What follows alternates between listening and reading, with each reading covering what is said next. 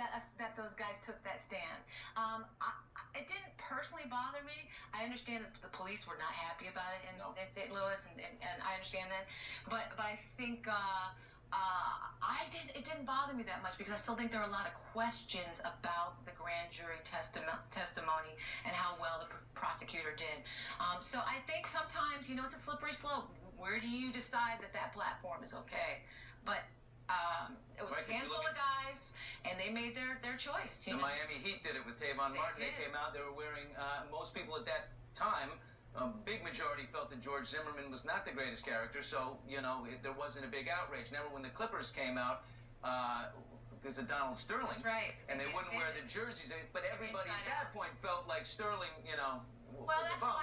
But that's why this makes this that much more interesting, that they chose this NFL intro moment to do that, and I'm curious what the NFL thought about it. Well, here's what you mentioned the St. Louis Police Department. The St. Louis Police Officers Association, this is their statement, is profoundly disappointed with the members of the St. Louis Rams football team who chose to ignore the mountains of evidence released from the St. Louis County Grand Jury this week and engage in a display that police officers around the nation found tasteless, offensive, and inflammatory. But Billy, the mountains of evidence, a lot of people don't believe. There's an inherent distrust of the police department.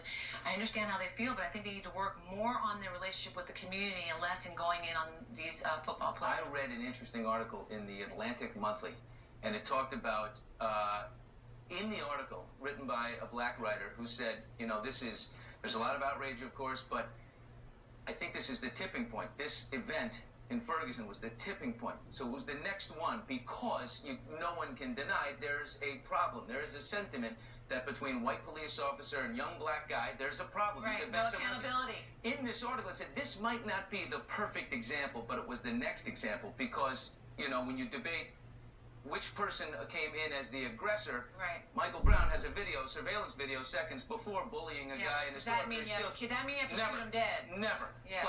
But in this article, there were 4 other events cited where the police were way out of line, no argument. That's the problem. So maybe there are issues where it is legitimate, but the problem is this inherent mistrust between the community and the police department.